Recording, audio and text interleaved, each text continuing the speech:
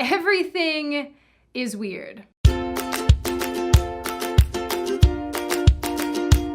Hi, my name is Sydney. Welcome back to my channel. As per usual, before we do the thing, this video is sponsored by Surfshark. And I'm sure you're all very surprised by that. So when I originally started writing this video, I wanted to talk about the phenomenon of women, and especially young women, creating lewd and nude content online and getting paid for it, and why the meme accounts I follow keep promoting them. Trust me when I say that the ratio of butts to memes is very disappointing. Like, I don't even know why this is a thing. I'm here to laugh, not develop secondhand daddy issues. Anyway, what I found instead was the idea that OnlyFans and similar content and websites like it are driven by loneliness, not only in the male subscribers who consume this content, but in the female models, for lack of a better term, who create it. And I think that's significantly more interesting, and I dare say more important, than memes and butts. Stop doing this. Seriously. It ruins my whole day. Platforms like OnlyFans, where subscribers pay a monthly fee to see content from specific creators, mostly nude and lewd content, have exploded in popularity this year especially. I guess that's what happens when 2020 society becomes a bag of d. While accurate data is difficult to find in relation to this, an article from April of this year said that OnlyFans had a 75% increase in signups, with more than 170,000 new users each day, with another website suggesting that it now has well over 100 million registered users, 97 million of which are only consuming content. Similar websites such as Patreon have also experienced rapid growth this year, as many people have found themselves out of work. But we've seen not safe for work content all over social media before, on Instagram, Twitter, Snapchat, and so on, and it's very clear that there's quite a big market for it. I'm not gonna lie, I could do with seeing a lot less of it on Twitter. That is a place exclusively for political pile-ons. I don't want to see your no-no square. But what's funny about OnlyFans and websites just like it is that consumers of this content go out of their way to pay for it. In fact, if you do a quick search on YouTube, there are plenty of women attesting to how much money they've made or giving instruction on how to sell videos and photos of this nature. But the question plenty of people have been asking has less to do with why women are doing this, but rather why people are paying for this service, so to speak, when they can effectively access it elsewhere for free. But before we get into answering that question, let's hear from our sponsor, Surfshark. Let me tell you why you're here. Do I even want to ask why you're talking like that? Bad VPNs have been thrust upon you to blind you from the truth. I see, you're trying to be the guy from the Matrix. Take the blue pill, that's an Advil. Take the blue pill and you can have your boring run-of-the-mill VPN that literally doesn't offer you anything cool or unique. But take the red pill and you can have Surfshark, and you'll never be blocked from another website again. You'll never have to worry about using it on too many devices. It's unlimited. You can hide your IP address, protect your private information from Smith agents online that are also known as hackers. With Surfshark, you can exist in an internet world without censorship or ads. Take the red pill, and you'll receive 84% off and 4 extra months free with promo code Sydney when you click the link in the description. How many cups of coffee have you had today? Just take the red pill. Like I said, this e-girl phenomenon, for lack of a better term, is not new. But as one writer I read points out, perhaps the tragedy is not so much in the e-girl herself, but rather in the demand for her. Although I do really want to know why teenage girls seem to think that this is in fact a viable career trajectory. So the question remains, why does this demand exist? Where has it come from? And what separates it from the porn consumers of days gone by? On the surface, we can more or less understand why women do what they do. For the green, obviously. Or, you know, in the case of Australia, the rainbow. Belle Delphine, a British model, are they models? I'm gonna call them models, who is best known for selling her bathwater, said in a recent podcast that she earned somewhere in the realm of $1 million a month on OnlyFans. How? Many other women report earnings of 10 grand a month into the hundreds of thousands, And what's strange about all of this is that this seems to be fairly commonplace. In a way, these women and some men view themselves as the ultimate business person, in charge of what they do, what they post, how they post it, with the hosting platforms taking only a small percentage of their earnings. Some people have even argued that this version of sex work is for the ultimate capitalist. And whether or not you agree or disagree with that sentiment is entirely up to you, but the money in question has to come from somewhere. The subscribers, in case that wasn't clear. A video called The Lonely Fans of OnlyFans pointed out that porn and other modes of adult entertainment can't provide meaningful human interaction. Interaction that, in today's ultra-digital, impersonal, instant gratification-esque climate, might be pushing men particularly to subscribe and pay money to creators of their choosing in order to get on a deeper level, or in the very least, to feel part of something. And honestly, this makes sense, given what we know about loneliness in the modern world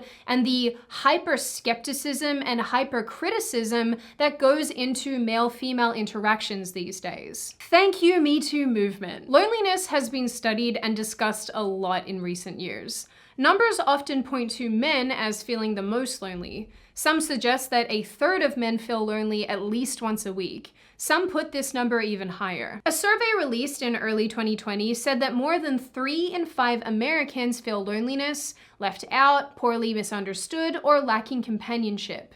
This is a 13% increase from 2018 when the survey was first conducted. Some numbers even say that this is most prevalent with men in their 20s and men over the age of 50. Not that I can say this with any sense of definitiveness, because obviously we don't have any statistics about it, but I would argue that the people consuming and paying for this subscription-based content are people in those two age brackets. But most of us would get to this point and say, okay, so you're lonely, so go out and find someone to kiss, or take home, or rub jelly into your chest hair while you sing Under the Sea. And it's a fair point, one that I have wondered about too. Why not just find a human companion or friends that you can hang out with? And there's really just no clear answer why people don't do those things. Time published an article in 2015 explaining data that said that a huge portion of people don't have any friends.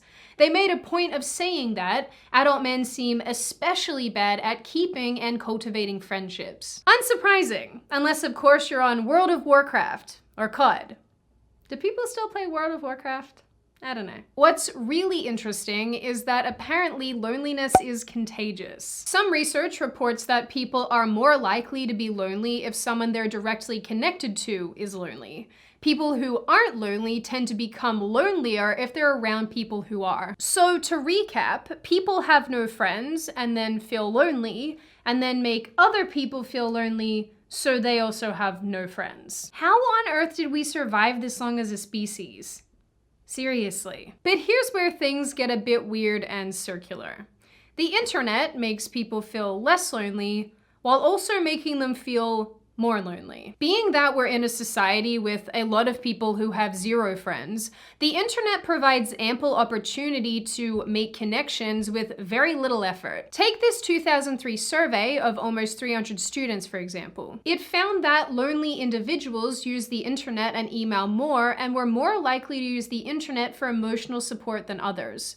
Social behavior of lonely individuals consistently was enhanced online, and lonely individuals were more likely to report making online friends and heightened satisfaction with their online friends. It also suggested that users feel they are able to control their intimacy levels, can remain invisible, and can control the amount and timing of their interactions. In addition to that, the lack of face-to-face communication may help in decreasing self-consciousness and social anxiety. Ironically, but probably not all that surprisingly, this is short-lived, with some research ultimately summarizing that online interactions are not an effective substitute for real-life relationships, describing internet addiction, for example, and loneliness as a vicious cycle. You don't say. So what does all of this mean when it comes to buying women's naked photos online? In my humble opinion, I think that what we're seeing happening is lonely men are buying pictures and videos of lonely women. In the video I referenced earlier, the Lonely Fans of OnlyFans, the creator spoke to 2 men who subscribe to OnlyFans accounts. Both of them answered questions about why they have those subscriptions. They answered that they have them for a sense of social interaction and communication, if you will. It actually wasn't more for the porn, it's more for just a connection, because I was dealing with a lot of loneliness because a lot of my friends had left high school and stuff, and I had no one to talk to, and that's why I started using it. Which ultimately leads one of the men interviewed to attest to the fact that this is effectively monetizing loneliness. I think we're monetizing loneliness, actually. Because a lot of people who buy these, they're lonely people, and then people are taking advantage of that. One article I found about this topic while researching for this video described this phenomenon as the rise of the e-girlfriend. With such a significant absence of human interaction these days, because so much of what we do is online, coupled with loneliness, lack of friendship, destruction of the family unit, the complicated and often uncomfortable interactions between men and women, isn't it just easier to have completely transactional, entirely controllable interactions? Paying for online interaction is easy and low effort. There's very little to navigate. There's no dates, no chance of being accused of rape or sexual assault. There's no awkwardness, no tension, no confusion. It's sort of like the equivalent when a guy messages you and says, "What are you wearing?" And you're like, nothing. When in reality, you're actually wrapped in a blanket on your couch eating handfuls of chips and watching Rick and Morty. Yeah, at that point, you've been duped. I'm sorry. The reality is that we could probably extend this e-girlfriend phenomenon to sexually suggestive Twitch streamers, or women with suggestive private Snapchats, maybe even Instagram models. People pay for this not because it's a half-naked or sometimes fully naked woman, but rather because it's digital female attention. Attention, mind you, that requires very little effort to get and maintain. It's why websites like egirl.gg exist, which is again referenced in the video Lonely Fans of OnlyFans, where you can effectively rent out the time of a streamer or gamer to play with you. I even remember watching a documentary some time ago about digital girlfriends in Japan. Men effectively download an app that allows them to have a girlfriend in their pocket, such as Rinko, for example, or Hikari Azuma, both of whom are digital females who offer companionship.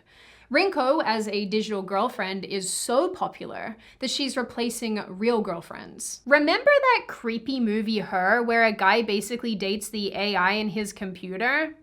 Yeah, that doesn't seem like such a stretch anymore. If you type digital girlfriend into Google, you're met with different websites and applications catering to just that. And maybe we can even correlate this e-girlfriend phenomenon to the significant decline in people having sex. What will probably come as a shock to no one is that the people who spent the most amount of time in a celibate state recently, a large portion of them were men in their 20s. And again, while I don't know for sure, who do you think are the people spending time with online subscriptions and e-girlfriends? I watched a video of a girl recently discussing why she deleted her OnlyFans account, which was for a multitude of reasons, but one reason in particular stood out to me. Then it started where they would like find me on OnlyFans, and then if I didn't answer them on OnlyFans, they would reach out to me on other platforms. And there was a few situations where I feel like I was being harassed. There's this weird thing that happens. It's like they think that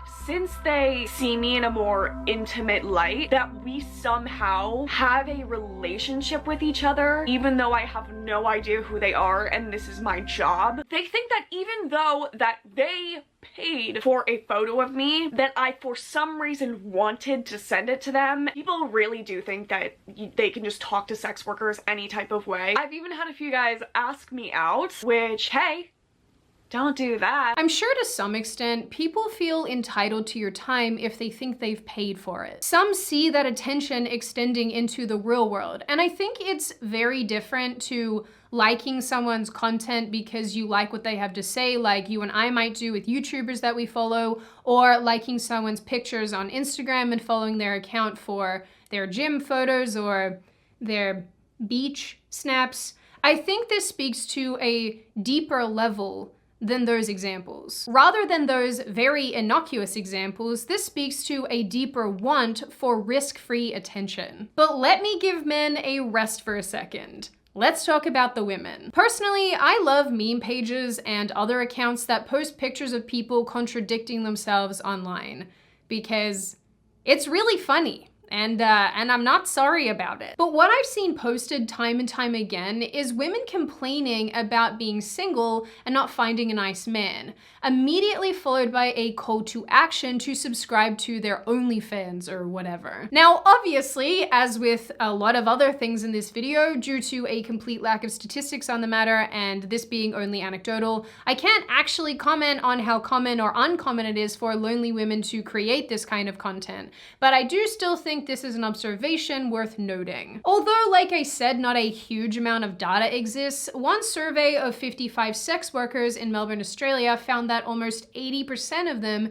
said that their job has a negative impact on their romantic relationships, which isn't really all that shocking, I've got to say. One OnlyFans creator made a video explaining that making this kind of content does actually make dating really difficult. But now that I'm single, I've been asking people, just random guys that I'm talking to, like, would you care you're going out with a girl and having OnlyFans? And they don't say, for example, they don't know that I have one. They'd say, oh, I wouldn't really go out with a girl who had one. You have to be prepared for that. If you are like looking for a relationship, just be prepared that the majority of people won't be accepting of whatever you do. In a way, I think it's all very ironic. Men don't want to actually date the woman who acts like this online, but will happily connect with her and pay for her content. And these women don't want to date their subscribers, but will happily take their money. Which leads me to think that this is exhausting and that modern society was in fact a mistake. I don't know about the rest of you, but I am tired. Now, whether it's fair or unfair, I think there is a case to be made here that it isn't just lonely men paying for interaction. Lonely women are too, but just in a different way. And where men are addicted to their e-relationships, for lack of a better term, women are addicted to the validation and the comments and the money they receive. Social media websites like Facebook and Instagram are designed to be as addictive as possible. Likes and comments make you crave more likes and comments, in the same way that you might crave more alcohol or drugs. Why should the reward that both parties receive on OnlyFans be any different? It's no different to porn addiction, which is arguably one of the most harmful and destructive things for men and women. But realistically, this synthetic intimacy and manufactured affection should go the same way as any other addiction to something artificial. In the long term, it's unfulfilling. Cue the circle of sadness and loneliness and frowns for everyone. Ultimately, a lot of this gets compared to the sugar baby, sugar daddy phenomenon, which has been around since, like, forever, where women spend time with men who effectively pay them for a series of services, like touching their no-no square. The reality is that we probably couldn't have this conversation unless I address terms like simp, which specifically is often attached to this topic overall. This is a term that describes men who more or less throw money or attention at someone else, often a woman, in order to win their affection. Which I personally hate, in the same way that I hate the term thought, which 9 times out of 10 is not even applied to people who actually fit that criteria. It's always applied to innocuous behavior. Why do people do this? Anyway, I hate the term simp because, much in the same way, I feel like it is applied in innocuous situations for innocuous behavior and used to shame men when they're just being nice as a general rule. But I also feel like it is a gross oversimplification of what is actually going on in these situations, which is, it's not my favorite, but it's undeniable that people use these terms like simp or incel or virgin to shame men for this kind of behavior, which has to speak, at least in part, to the fact that people are aware that we have effectively digitalized and monetized affection. And a large body of people just don't seem okay with that at all. At the end of the day, I think a lot of this circles back around to the fact that we have effectively digitalized relationships and interaction. Things are more difficult not only because of how impersonal and easy it is to just jump on an app and start swiping for new people, but also because of how strained and complicated male-female interactions have become. Our increasingly feminist society has also decided that selling images online is empowering, but often fails to mention the future ramifications of these actions. The internet is forever, as they say. And as women take to these websites because of how easy it is to make money, and more men continue to subscribe and and consume, the gap between meaningful interactions gets bigger and bigger.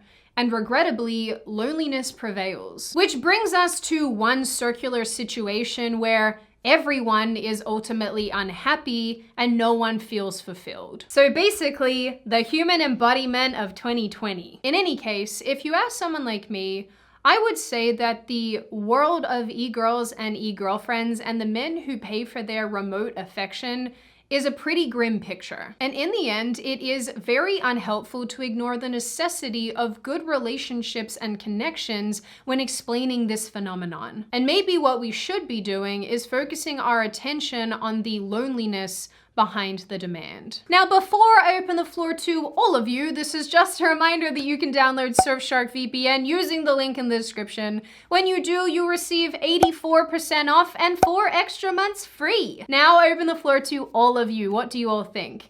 Is this actually related to loneliness? Is that why men subscribe to these content creators? Should these content creators exist in the first place? Is this symptomatic of a greater, broader set of issues? And what do you generally make of this issue overall? As always, if you like the video, hit subscribe and the thumbs up button. If you want to leave a comment, feel free to do so. Just be respectful about it. And I will see you guys next time.